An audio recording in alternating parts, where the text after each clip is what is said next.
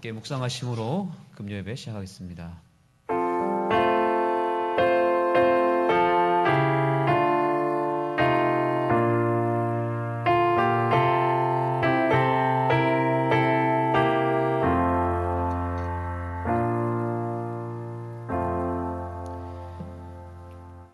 기립하시겠습니다. 115장 찬양하겠습니다. 115장입니다.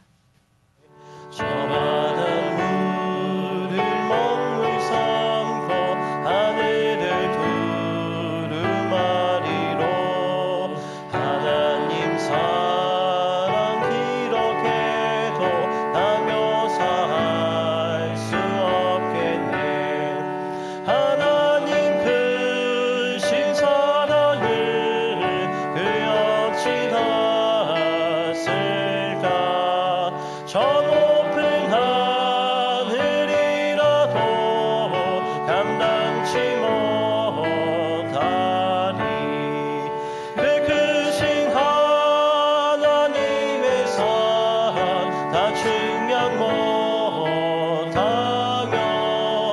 영원히 변치 않는 사랑 선도여 찬양하세. 조동희 장로님의 기도가 있겠습니다.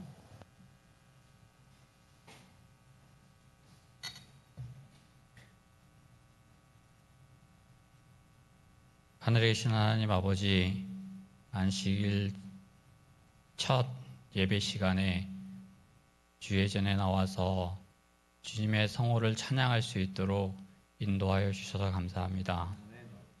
지난 일주일 동안 세상에 살면서 여러 가지 무거운 짐들과 여러 가지 힘든 일들 가운데 살았지만 주님을 기억하고 이전에 나와서 주님과 함께 예배드리고 찬양할 수 있도록 인도하여 주셔서 감사합니다. 저희 안습교회 성도님들 한 분 한 분의 이름을 기억하여 주시고 한 사람 한 사람의 상황들을 기억하여 주셔서 저희들이 주님 앞에 나올 때에 저희들을 안아주시고 또 이곳에서 주님과 함께함으로 인하여 평안과 안식을 얻을 수 있도록 인도하여 주시옵소서. 특별히 이 시간 우리 목사님을 통하여 주님의 말씀을 듣겠습니다. 목사님 위에 성령 하나님 함께 하시고 또 듣는 저희들의 마음 가운데 함께 하셔서 저희들의 생활에 큰 변화가 일어날 수 있도록 도와주시고 이 말씀을 통하여 하나님의 선하시고 하나님의 온전하신 뜻을 저희들 분별할 수 있도록 인도하여 주시고 그 말씀에 따라 순종하는 삶을 살 수 있도록 인도하여 주시옵소서. 예수님의 이름으로 기도드렸습니다.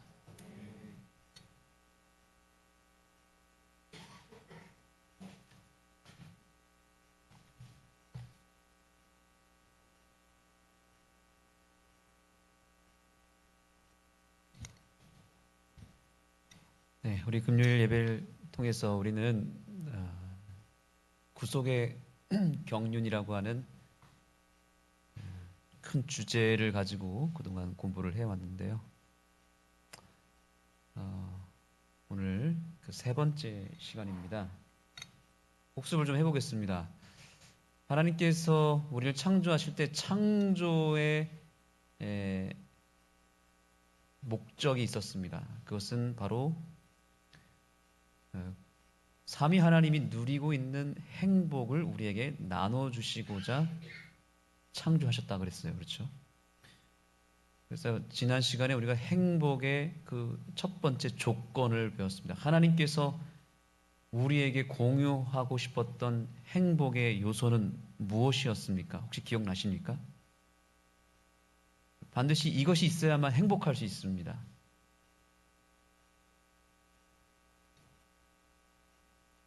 첫 번째 행복의 조건은 뭐냐면 이타적인 사랑입니다. 무화적, 자아, 희생적 사랑이라고 말합니다. 그래서 우리는 처음부터 창조함을 받을 때 이기적인 사랑이 아니라 주는 사랑, 베풀어주는 사랑, 이타적인 사랑, 자아 희생적 사랑을 실천하고 그 사랑을 나눌 때에 행복하도록 창조함을 받았습니다. 이것은 불변의 법칙이고 이것은 우리가 처음부터 그런 시스템 속에 살고 있기 때문에 영원한 행복의 조건이 될 수 있습니다. 그런데 우리가 행복하려면 이 이타적 자아희생적 사랑을 나눌 때 오는 것은 사실이지만 두 번째 행복의 조건이 있어요. 이것이 같이 수반되어야만 행복할 수 있습니다. 더도 말고 덜도 말고 딱 두 가지만 있으면 되는데 첫 번째는 이타적 사랑이고 두 번째 오늘 이 시간이 굉장히 중요한 주제가 되겠습니다. 이번 주 교과에도 이것이 나와 있어요. 뭘까요? 공부하신 분들은 대답하실 줄 믿습니다. 이것이 있어야만 행복할 수 있습니다. 빨리 대답을 해주셔야 빨리 끝나는데 뭐죠? 다 아시면서도 겸손하셔서 네 글자 따라해 보겠습니다. 자유의지. 다 알고 계셨잖아요. 그렇죠? 자유의지라고 하는 것을 주셔야만 우리가 온전한 행복을 누릴 수 있습니다. 아무리 이타적 사랑이 행복한다 할지라도 자유의지가 없는 상태에서 그 사랑을 공유하는 것은 불행이었기 때문에 하나님은 어쩔 수 없이 자유의지라고 하는 것을 주셔야만 했습니다. 자유의지란 뭐죠? 하나님을 선택할 수 있는 자유도 있고 또한 뭐가 있는 거예요? 하나님을 거절할 수 있는 자유도 함께 주는 거예요. 한쪽만 주면 안 되는 거죠. 태어나 봤더니 우리에게 선택의 자유가 없이 오로지 하나님을 선택하고 하나님을 믿을 수 있는 선택지만 있었다면, 즉 다시 말하면 하나님을 거절할 수 있는 선택권이 우리에게 없고 태어나면서부터 지금까지 오로지 하나님만 믿고 선택하고 순종하고 하나님이 원하시는 대로만 살게끔 내가 창조함을 받아버렸다면 행복할까요? 불행할까요? 이게 굉장히 어려운 질문이면서도 쉬운 질문입니다. 자유의지가 없으면 그것은 온전한 행복이 될 수 없습니다. 거절할 수 있는 자유를 허락해 주심으로써 하나님은 우리가 참된 행복을 누리기를 원하셨고, 그래서 우리를 창조하시기 전에 삼위 하나님이 고민하셨습니다. 뭘 고민하셨는가? 자유의지라고 하는 것을 줄 거냐 말 거냐, 이것을 가지고 굉장히 심도 있게 고민하시고 회의를 하셨다는 것이 성경에서 말하는 하늘의 회의예요. 하늘의 회의. 창조하기 전에 이것을 먼저 논의하셨어요. 자유의지를 줄 것이냐 말 것이냐. 자, 여기 부주와 선지자에 있는 말씀을 제가 좀 읽어드리겠습니다. 잘 들어보십시오. 부주와 선지자 48페이지입니다. 하나님께서는 사람이 세상에 존재하는 데 불가피한 조건으로서 그를 율법 아래에 두셨다. 율법이라고 하는 것은 뭐냐면 아까 말씀드린 이타적 사랑의 속성입니다. 이것이 율법으로 농축되어 나온 것이죠. 사람은 하나님의 정부의 백성이었으며 율법 없는 정부는 있을 수 없다. 하나님께서는 인간을 당신의 율법을 범할 능력이 없도록 창조하실 수 있으셨으며, 이 말이 뭐예요? 그러니까 자유의지를 아예 처음부터 허용하지 않음으로 인해서 사람으로 하여금 율법을 범할 능력이 없도록 아예 처음부터 창조할 수 있었다는 것입니다. 금단의 열매를 만지지 못하도록 아담의 손을 제어하실 수 있으셨다. 하나님 충분히 그렇게 할 수 있었습니다. 자, 그런데 잘 들어보세요. 그러나 그렇게 되었을 경우 사람은 자유로운 도덕적 존재가 아니라 하나의 자동 인형에 불과하게 되었을 것이다. 선택의 자유가 없었다면 그의 순종은 자원하는 순종이 아닌 강요된 굴종이 되었을 것이며 품성의 개발은 전혀 있을 수 없었을 것이다. 자, 다시 물어보겠습니다. 자유의지가 없으면 행복할까요? 불행할까요? 불행합니다. 왜냐하면 하나님은 여기 보니까 뭐라고 표현되어 있냐면 자유로운 도덕적 존재가 아니라 자동 인형이 되는 것을 원치 않으셨기 때문이에요. 따라해 보겠습니다. 하나님은 자원하는 순종을 기뻐하신다. 네. 막 억지로 강요해서 막 억압해서 쥐어짜내서 강요에 의해서 뭔가 우리로부터 경배를 받는 것은 하나님이 결코 원하시지 않는다는 사실입니다.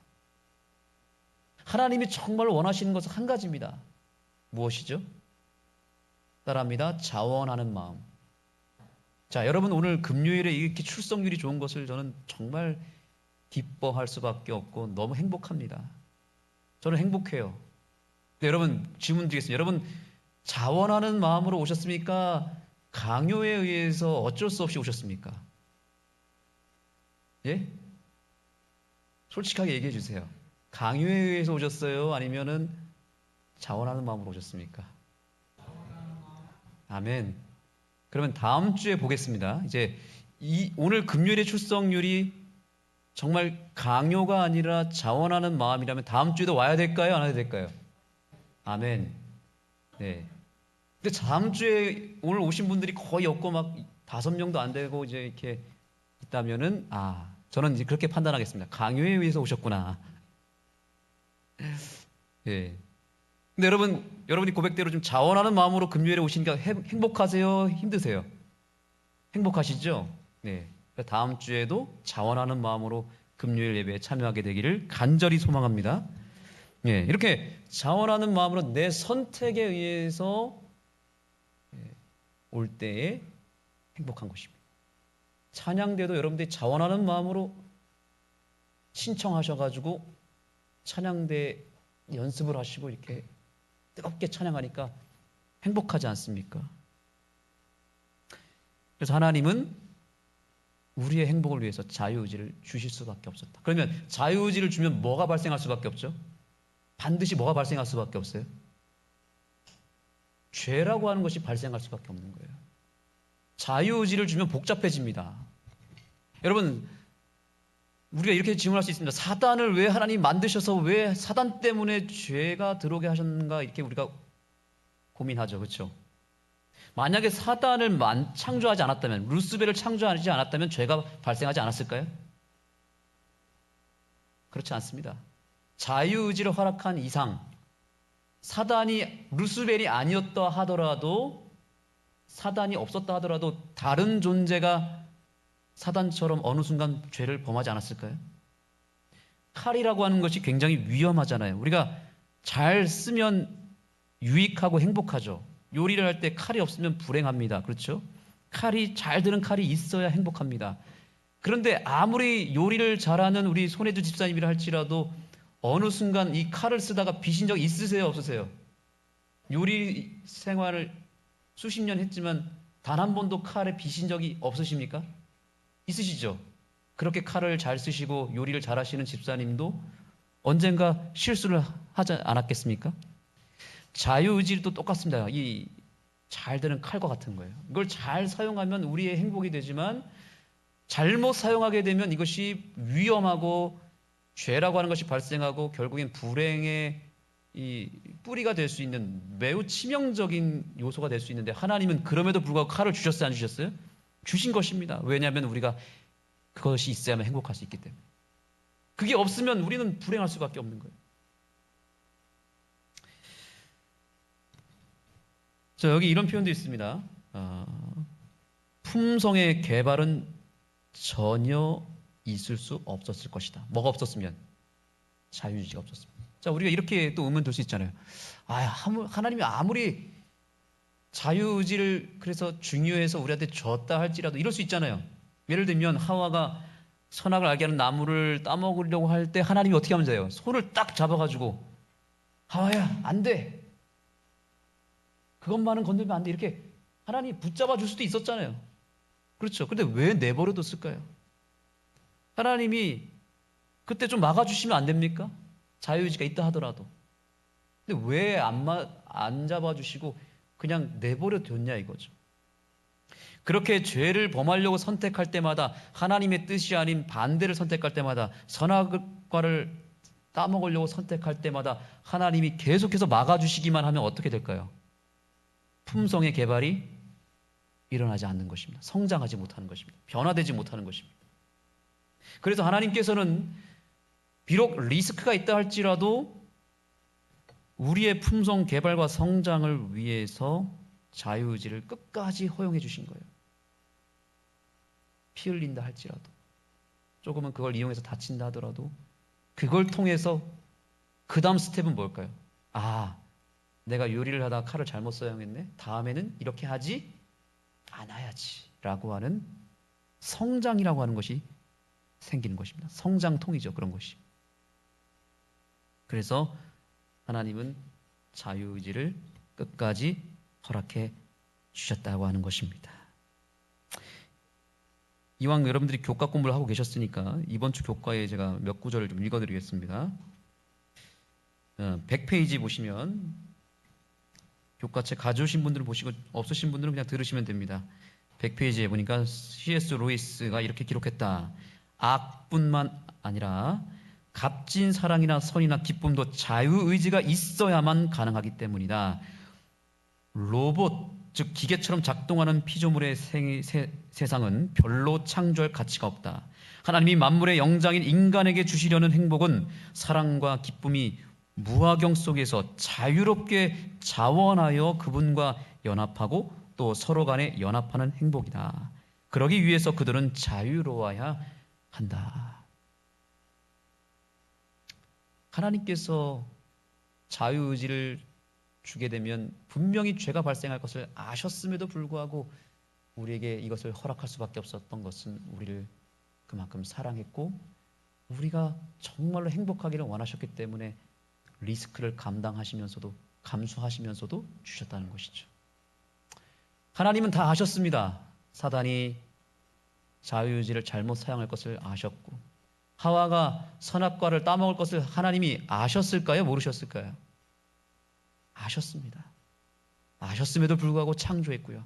아셨음에도 불구하고 자유의지를 끝까지 허락해 주셨습니다. 다 하나님은 계획이 있었기 때문이죠. 만약에 죄가 발생하게 되면 하나님은 어떻게 하기로 했습니까? 삼위 하나님 중에서 예수라고 하는 아들 하나님이 내가 그 죄를 책임지기 위하여 인간이 되어서 그들 속으로 내가 들어가겠다라고 계획을 세우셨습니다. 창조 전에. 그래서 요한계시록에 보면 죽임당하신 어린 양이라고 하는 이 표현이 킹제임스 버전에서는 뭐라고 되어 있냐면 창세 전에 죽임당한 어린 양 이렇게 되어 있습니다. 창세로부터 죽임당한 어린 양. 예수님은 자유의지를 허락하면서 그 순간부터 구속의 계획을 세우셨고 우리를 용서하기로 그때부터 결심하셨던 것입니다. 그래서 유다가 자기를 배반하고 돈을 주고 자기 자신을 팔아 넘길 것을 아셨음에도 불구하고 하나님은 유다를 제자로 부르셨습니다. 그가 자유의지를 잘못 사용할 것을 아셨습니다. 그러나 하나님은 그 사랑을 변함없이 그에게 허락해 주셨습니다. 여러분, 상대방의 선택을 미리 알게 되면 행복할까요? 불행할까요? 만약에 내 배우자가 10년 뒤에 내가 아닌 다른 사람에게 소위 말하는 바람이 나서 다른 선택을 할 것을 안다면, 그걸 내가 알아버렸다면, 어떤 초능력에 의해서 그 배우자를 바라보는 내 심정은 어떨까요? 사랑할 수 있을까요? 내가 미래에 내 배우자가 잘못 선택할 것을 내가 알았는데 사랑할 수 있겠습니까? 있을 수 없는 일이죠. 근데 하나님은 아셨다니까요? 우리가 하나님을 버리고 우상 숭배할 것을 알았고, 우리가 어느 순간 하나님 믿는다고 말은 했지만 어느 순간 죄를 범할 것을 알았고, 하나님보다 세상을 더 사랑할 것을 알았고, 하나님의 마음에 피눈물 나게 할 것을 하나님은 처음부터 아셨어요. 우리가 얼마나 간사한 존재인지, 얼마나 이기적인 존재인지, 결국 하나님 배반할 것을, 유다가 그렇게 될 것을 아셨음에도 불구하고, 심지어 유다가 멸망당할 것까지도 아셨음에도 불구하고 그를 처음부터 불러주셨고 그분의 용서의 사랑으로 완전히 그냥 품어버렸다는 거예요. 저는 이런 하나님이 너무 좋습니다. 하나님은 우리가 혹시 멸망당하더라도, 혹시, 물론 이 중에는 없어야 되겠지만, 자유의지를 잘못 사용해서 결국에는 불행하고 멸망 속으로 들어갈 것을 알고 있음에도 불구하고 우리를 여전히 똑같이 사랑하십니다. 조금도 바뀌지가 않습니다. 여러분, 그러니 안심하시기 바랍니다. 우리 옆 사람에게 손을 잡고 이렇게 인사하세요. 안심하세요. 하나님은 당신을 절대 버리지 않습니다. 어떤 일이 있어도. 한 번 더 얘기하시면, 하나님은 처음부터 아셨습니다. 이렇게 인사하시기 바랍니다. 하나님 뭐 했다고요? 처음부터 아시고 불렀다. 내가 하나님을 뜻대로 살지 않을 걸 알고 불렀고, 죄를 범할 것을 알고 불렀습니다. 미래에, 앞으로 여러분 지금뿐만 아니고 5년, 10년 뒤에 내가 어떤 죄를 범할지 하나님은, 내가 모르는 그 죄도 하나님 다 알고 계세요. 지금도. 그런데도 여전히 나를 지금 살려주고 있다니까요. 나에게 여전히 구원의 보증을 주고 있다니까요. 그러니 우리의 과제는 한 가지밖에 없습니다. 이제부터라도, 지금이라도 나에게 여전히 허락하신 자유의지를 내가 오늘 이 순간부터 올바로 사용하겠다라고 결심하게 되기를 간절히 소망합니다. 그게 유일한 희망이에요. 하나님 과거도 묻지 않으십니다. 하나님 미래에 대해서 탓하지 않으실 것입니다. 하나님은 기다려 주실 것입니다. 끝까지. 그러니 여러분, 마음을 조급하게 생각하지 말고, 이제부터, 내가 이 순간부터 내가 내 삶에 다가오는 모든 선택의 기로에서 내가 하나님의 뜻이 무엇인지를 끊임없이 생각하고 하나님 쪽을 내가 선택하겠다라고 결심하기만 해도 하나님 오늘 기뻐하실 것입니다. 자, 여러분에게 질문 드리겠습니다. 제가 이제 설교를 다 끝났는데 너무 짧죠? 더 할까요? 더 할까요? 여기서 끝낼까요? 자, 더 하기를 원하시는 분 조용히 손 들어주시고, 자, 여기서 끝내자 손 한번 들어보겠습니다. 끝내자. 예, 제가 여기를 선택하겠습니다. 근데 여러분 지금 너무 좋아하시는 것 같은데요. 제가 설교를 여기서 끝내겠습니다. 제가, 여러분 감동받으시지 않았습니까? 지금 제가 더 할 수도 있었는데, 강제로 제가 설교를 더 할 수 있었지만, 제가 오늘 주제를 생각하면서 그래, 물어봐야겠다. 설교를 더 할까요 말까요? 사실 여러분 제 예상은 그만하라고 이렇게 하실 줄 알았는데 더 하라고 해서 더 해야 될 것 같은데, 또 찬양대 연습을 해야 되니까 제가 여기서 끝내겠습니다. 그래도 되겠습니까? 끝낼까요? 아니면 더 할까요? 더 할까요? 네. 지금 여러분들이 지금 복음을 만난 것 같습니다. 표정은 지금 너무 행복한 표정입니다. 기도하시겠습니다. 하나님, 저희에게 자유의지를 허락해 주셔서 감사합니다. 우리가 이 자유의지를 잘못 사용하여서 불행을 스스로 초래할 것을 아셨지만, 하나님은 그래도 우리를 창조해 주셨고, 그래도 우리를 끝까지 사랑해 주셔서 우리가 스스로 돌이킬 때까지 묵묵히 기다려 주시며, 오히려 더 큰 사랑으로, 더 큰 용서의 품으로 우리를 안아 주셔서 감사합니다.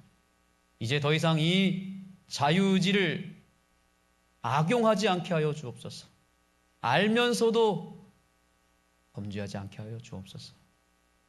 이제는 정말 주님 기뻐하시는 선택을 하기를 원합니다. 주님, 그러나 저희는 연약해서 또 주님의 뜻을 거스르고 죄를 선택할지도 모르겠습니다. 그러나 그 죄마저도 이미 용서해 주셨고, 우리가 이제라도 다시 돌아오기를 바라시는 주님의 그 깊은 뜻을 깨달아서 유다의 노선을 따라가지 않게 해주시고, 실수했지만 넘어졌지만 베드로의 노선을 따라감으로 말미암아 우리가 결론적으로 구원받는 백성 되게 하여 주옵소서. 예수님의 이름으로 간절히 기도드립니다.